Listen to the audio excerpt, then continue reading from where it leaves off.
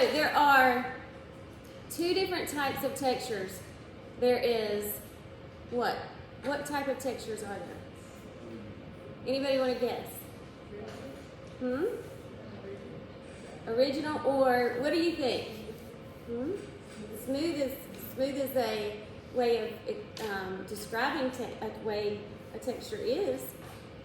So I'm just kind of doing an assessment of what you know. Okay, so this is an assessment of what you know before you are given the information. Okay. All right. Anybody want to guess? Anybody else? Okay. So let's watch this. Okay. So I'll just tell you. So there is implied texture. That is the way something appears to look and feel like. So if you're looking at a still life and the apple looks like it has dew on it, so it's wet, okay? Or the leaf looks crisp, okay? Or the bunny looks furry, okay, or fluffy. That is implied texture. So it's not actually real. You can't really touch the bunny in the painting, okay? But if you have a statue and it's marble and it's cold and smooth, then that is real texture. Do you guys understand? Like a marble sculpture, okay? Okay, so let's watch this.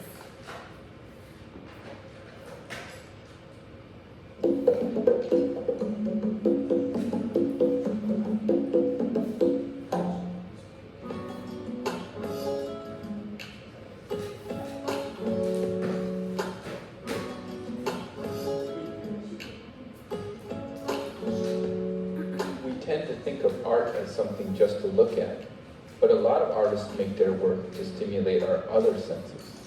Sculptors, textile and fabric artists, bookmakers, ceramicists, and artists working in many other forms think a lot about how to engage viewers' sense of touch. Even when their art is not meant to be touched, artists put a lot of thought and work into creating many different textures. Texture is one of the 7 elements of art, along with line, shape, color, form, value, space. Texture is the look or feel of a surface.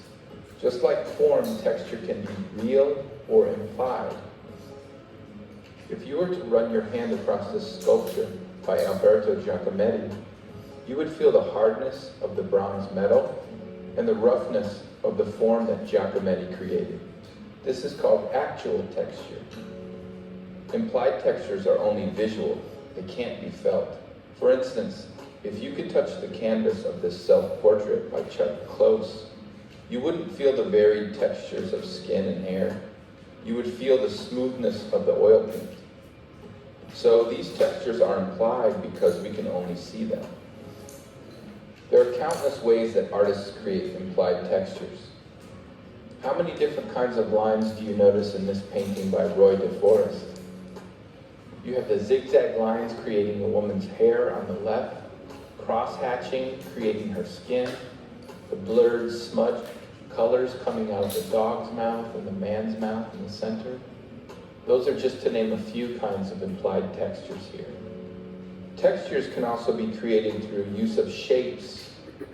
In this painting by Gustav Klimt, notice how he repeats shapes to create textures. You have the triangles and lines on the woman's dress on the left, the many spirals creating the tree in the center, and in the woman's dress on the right you have circles within circles, rectangles within squares, and all the scattered shapes throughout the piece create many different textures. Paintings and other typically two-dimensional art can have actual texture.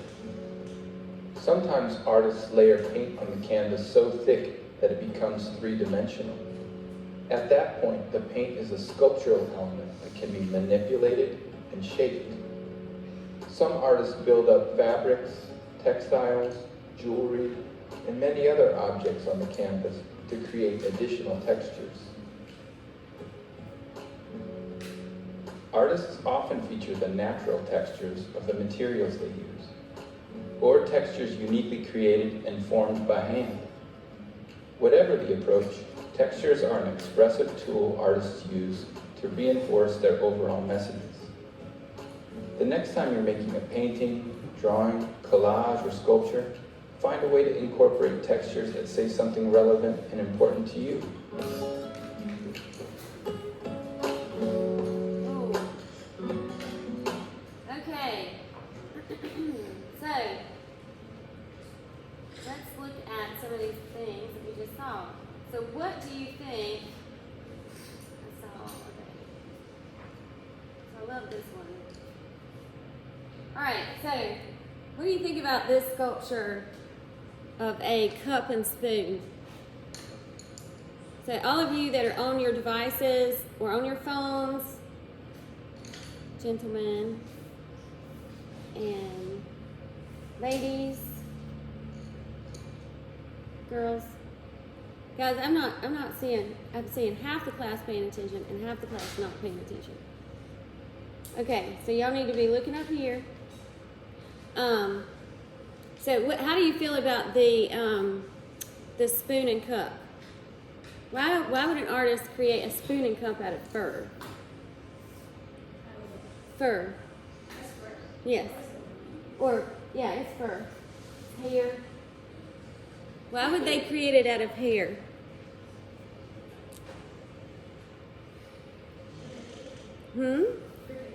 For texture, yeah. But I mean, also think about the what happens whenever you eat food and there's, do you know what I mean? So is it kind of like a response to that? Oh gosh, there's hair in my food, or you know what I mean? Ironing, yeah. So it's also like felt. Have you ever seen felt pieces that artists make with felt, which is wool? Okay. But yeah, it's hair. They use hair to create this plate and cup and spoon. Ooh. So it does create a response, like a response. Okay, let's look at this. Okay, so look at this. Have any of you ever taken Play-Doh and you've created these marks in Play-Doh with your fingers or in sand? You ever done that? Yeah. So is this artist creating actual texture or implied texture? Actual texture. Could you feel this if you were to touch it? Yes.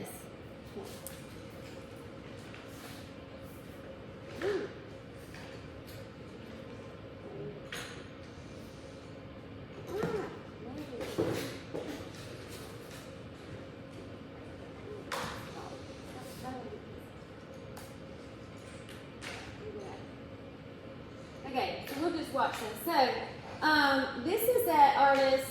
I'll just quit talking about that. So this artist, she is very cool. I really want all of you to look at this, and I want you to tell me how many of you are really detail oriented. Detail oriented. I'm not. I'm very chaotic. Like when it comes to art. I mean, I love. Now some of my pieces, I'm really like I did a lemon and a peach. A slice of a peach on a piece of wood, and I did like this hot air balloon. But I think the details come into the things that I add to it, like if I put wire or I put glass in it. And I'll show you all those pieces. I'm going to try to work on a website, and then you guys, it's easy to access and find. But this artist, what she does is she copies scientific images from scientific books. So she mimics scientific imagery to the T. Do y'all get what I'm saying? Like, she's like a copy machine. So she'll spend months on one piece. And she's creating a plate.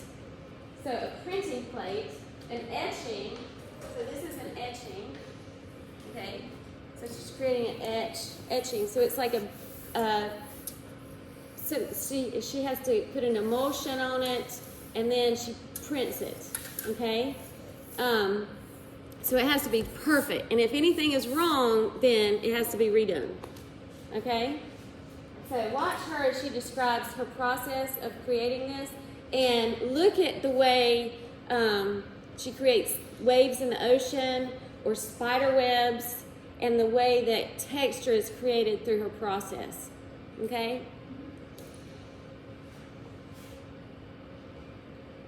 And this is the Tate in London.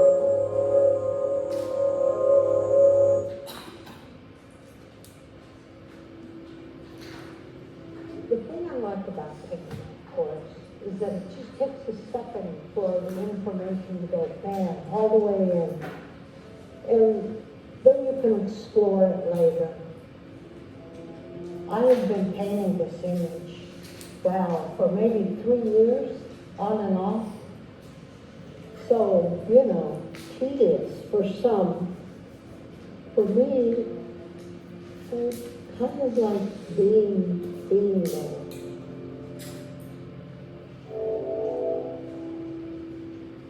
Through the making, you make a million decisions that gives the work a kind of personal identity that you develop over painting it many times, and it gives it a certain kind of presence. I've always liked the scientific image because it's sort of anonymous, and often the artist for the image has been a machine, and I like the idea that I can relive that image and put it in kind of a human context. And I like you to be able to scrutinize it and sort of relive the making of it the way that I've been doing for a long time. So that's her print. How do you do this? Is you scrape out these little dots on a plate that has been made, a plate that has been rocked so that it's black.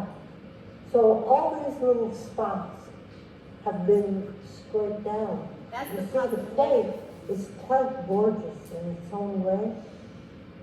So she has to think about where the ink I will mean, be. you have to sort of It won't feel be it, white, like the the painting ink is kicks white. you out and invites you in at a certain point, and then you can look around in it, and it pushes you back out. You have to find your place to The surface of the the ocean. work. I Constellation. like the idea that I have a work in Louisville, that it's in a remote place. It's almost like a part of me is in that place. Still really Look at her grid method. oneself, and, Gridded it out. it's impossible to do anything without it. The idea that I would have to go out and do work publicly, and the idea actually that I've let you in my studio is pretty amazing, but I guess I did it in a, What do y'all think about her?